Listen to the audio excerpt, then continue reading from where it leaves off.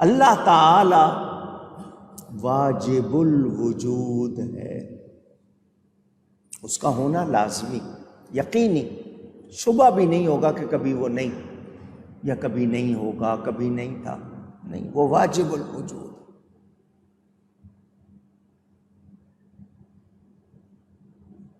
ہماری آنکھیں اس کو دیکھ نہیں سکتی، ہمارے کان اس کو سن نہیں سکتے،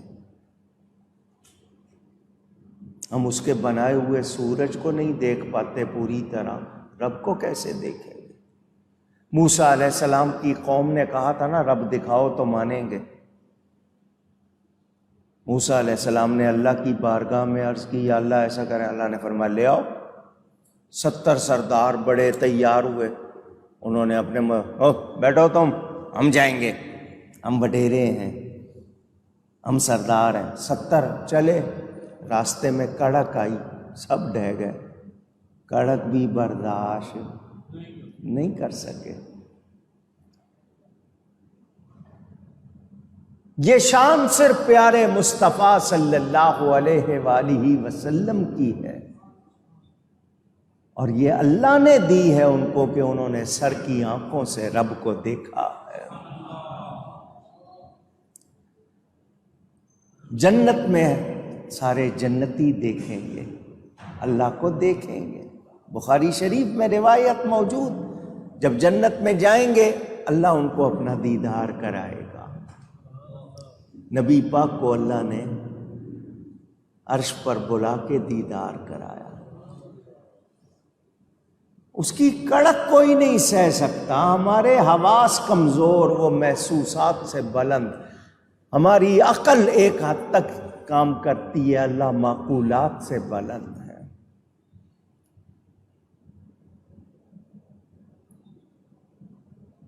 اس کا انکار کرنے والوں، بتوں کو اس کا شریک ٹھہرانے والوں، تم ظالم ہو، ظلم کر رہے ہو اپنے اوپر، اپنے آپ کو برباد کر رہے ہو۔ اللہ جیسا کوئی بھی نہیں ہے۔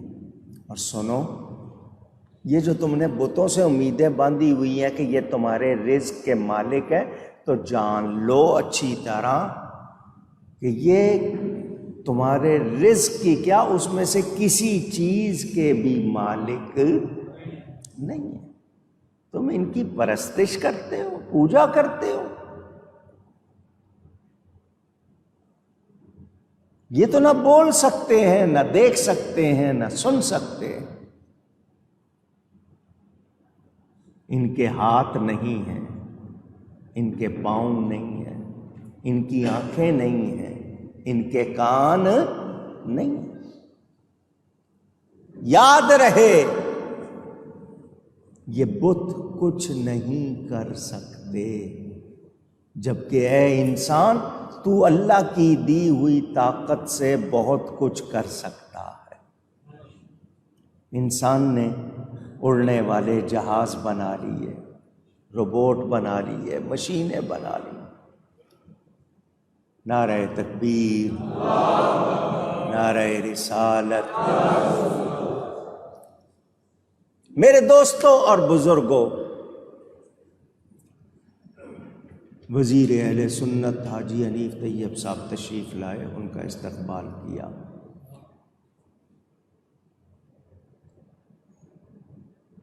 یاد رہے، آپ کے ذہن میں رہے،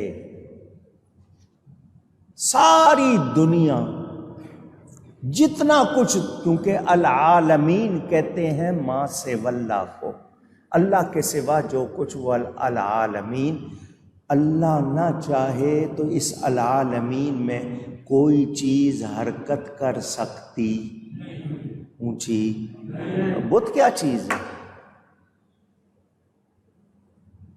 اب مجھے یہ بتائیں، اللہ نے انسان کو بنایا، یہ انسان بہت کچھ کر سکتا ہے یا نہیں؟ پوری دنیا کو حیران کیا ہوا ہے ایجادات سے، لوگوں کی عقلیں دنگ رہ جاتی ہیں، کیا کچھ کر لیتے ہیں، جبکہ ان کی اپنی حالت کیا ہے؟ اللہ نہ چاہے تو یہی انسان بے بس ہے یا نہیں؟ اللہ نے جتنا اختیار دیا ہے اتنا ہے. اللہ اس کے اختیار کو واپس لے لے، یہ کچھ کر سکتا ہے؟ کتنی مرتبہ آپ سن چکے، چھری کا کام کاٹنا ہے، اللہ اس سے قوت چھین لے تو وہ حضرت اسماعیل کا گلا کاٹتی نہیں. آگ کا کام جلانا ہے، اللہ کا حکم ہو جائے، اللہ اس کی قوت لے لے، چھین لے تو وہ حضرت ابراہیم کو جلاتی نہیں. اللہ تنکے کو قوت دے دے تو وہ شیطیر سے زیادہ کام کر لے. اللہ شیطیر سے قوت چھین لے، وہ تنکے کا کام نہ کرے. یہ کس کی شان ہے؟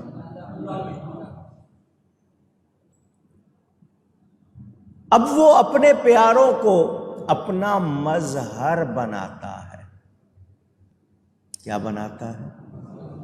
اللہ کے جلوے ان سے ظاہر ہوتے ہیں. وہ خدا نہیں ہو جاتے، وہ خدا جیسے نہیں ہو جاتے، وہ خدا کے برابر نہیں ہو جاتے، وہ ذاتی کمال والے نہیں ہوتے. کمال رب کا ہوتا ہے، ظاہر اس کے پیارے سے ہوتا ہے.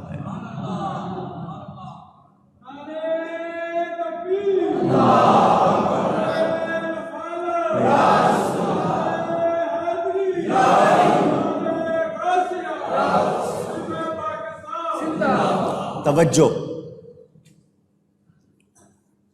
پیدا کرنا کس کا کام ہے؟ محبت سے اللہ کا نام لیجئے، اللہ کا جل شانہ. حضرت عیسیٰ اللہ کے نبی ہیں. قرآن میں اللہ فرماتا ہے حضرت عیسیٰ نے کہا کہ میں بناتا ہوں، انی اخلق لکم، میں تمہارے لیے پیدا کرتا ہوں، بناتا ہوں. کام کس کا ہے پیدا کرنا؟ حضرت عیسیٰ اللہ کی مخلوق ہیں، اللہ کے بندے ہیں، اللہ کے رسول ہیں. وہ کہہ رہے ہیں، اللہ قرآن میں ان کی بات بیان فرما رہا ہے کہ وہ کہتے ہیں میں بناتا ہوں.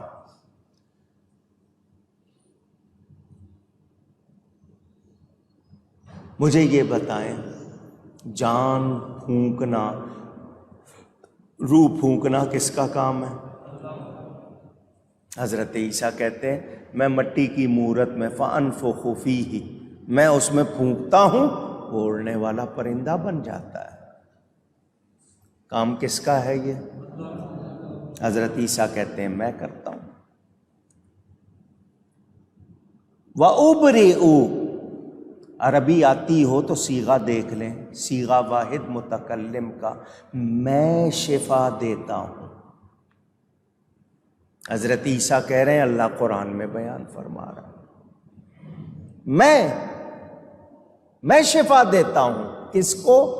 ماں کے پیٹ سے اندھے پیدا ہونے والے کو اور برس والے کو.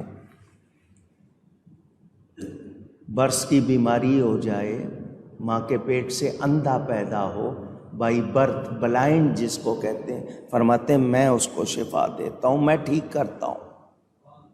اللہ قرآن میں بیان فرما رہا ہے. کوئی ہے جو شرک کا فتویٰ لگائے؟ پوچھ رہا ہوں کیوں؟ کہ وہ آگے کیا کہہ رہے ہیں؟ وَأُحْيِي الْمَوْتَى، اور میں زندہ کرتا ہوں مردے کو، مگر ساتھ فرماتے ہیں بِإِذْنِ اللَّهِ، اللہ کے اذن سے، اس کے حکم سے، اس کی اجازت سے، اس کی عطا سے، خود سے یہ نہیں. کام کون سے ہیں؟ مردے کو زندہ کرنا، روح پھونکنا. کام کیا ہے؟ شفا دینا. سارے کام اللہ کے ہیں، مگر اللہ کسی بندے کو یہ شان عطا فرما دے تو اس کی عطا کی ہوئی مانیں گے یا نہیں؟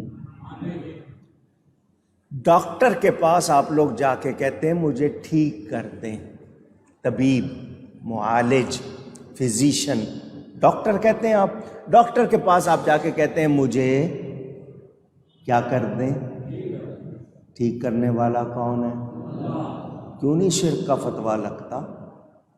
میں یہی بات اللہ والے سے کہہ دوں تو فتویٰ لگ جاتا ہے، ڈاکٹر سے کہوں تو نہیں لگتا. کیا ہے یہ؟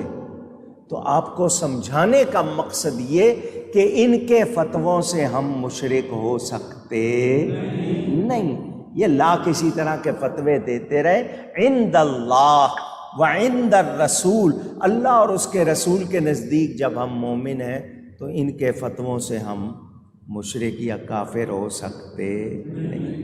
الحمدللہ ہم قرآن و حدیث کے ماننے والے ہیں، اور قرآن و حدیث کو مانتے ہوئے یقین رکھتے ہیں کہ اللہ کے بندے اللہ کی عطا سے کمال والے ہوتے. آپ نے لاکھوں مرتبہ سنا ہوگا حضرت سلیمان علیہ السلام کہہ رہے ہیں ملکہ بلقیس کا تخت 1 مہینے کے جانے کا رستہ، 1 مہینے کے آنے کا رستہ.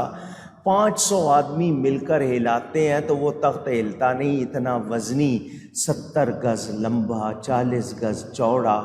اللہ کا ولی آنکھ جھپکنے سے پہلے لایا یا نہیں لایا؟ قرآن میں ہے. اور اسی قرآن میں ہے کہ یہ بت کچھ نہیں کر سکتے. اسی قرآن میں ہے کہ اللہ والے اللہ کی عطا سے کرتے ہیں. اللہ نے ان کو شان دی ہے.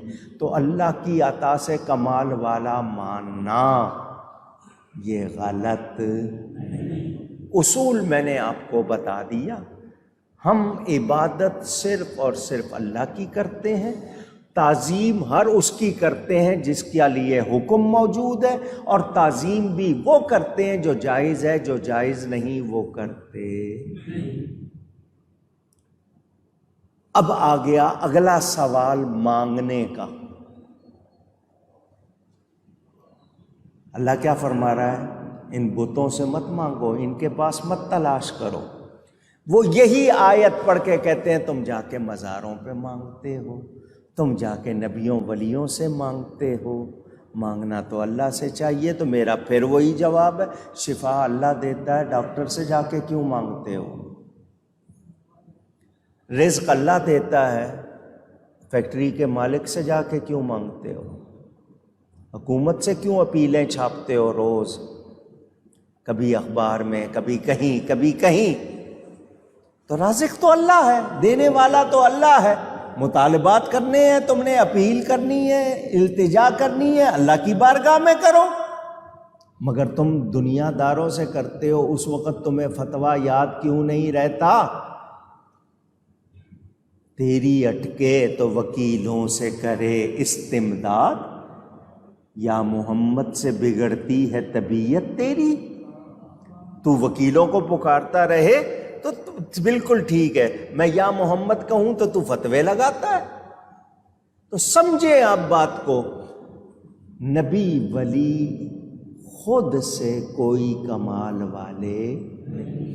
اللہ نے ان کو کمال عطا کیے، وہ اللہ کی عطا سے، اللہ کی عطا کا سبب ہیں. ہمیں ملتا ہے تو ان کے ذریعے ملتا ہے. نبی پاک کا فرمان واضح کر رہا ہے، انما انا قاسم واللہ یعطی. اللہ عطا کرنے والا ہے، میں بانٹنے والا ہوں.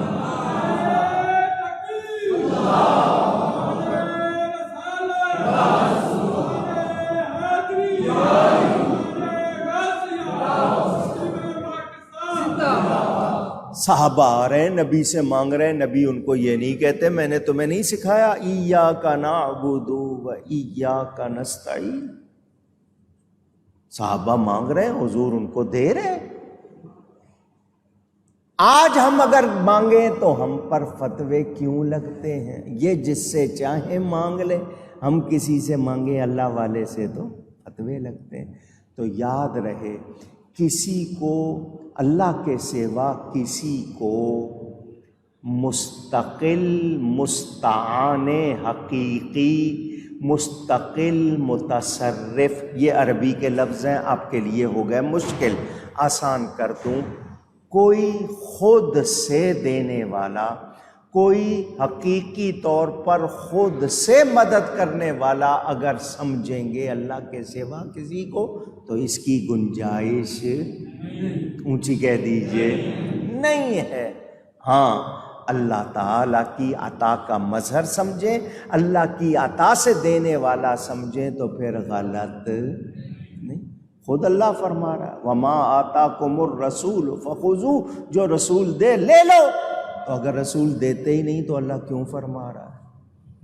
ہمیں حکم دیا وآتوہن اجورہن، عورتوں کو ان کا اجر دو، مہر کی اللہ تعالیٰ نے حکم دیا، ہم دے ہی نہیں سکتے تو اللہ کیوں فرما رہا ہے؟ تو بندے بھی دیتے ہیں اللہ کی عطا سے، اور بندوں سے ملنا یہ بھی سبب ہے۔ دینے والا کون ہے حقیقت میں؟ اللہ۔ اس بات کو ذہن میں رکھ لیں۔ تو پھر ایک مرتبہ چونکہ آیت آئی تو میں نے اتنی وضاحت کر دی۔ اللہ فرماتا ہے یہ جو بت ہے نا جن کو تم اللہ کے سوا پوجتے ہو، یہ تمہاری روزی کے کچھ مالک نہیں ہیں۔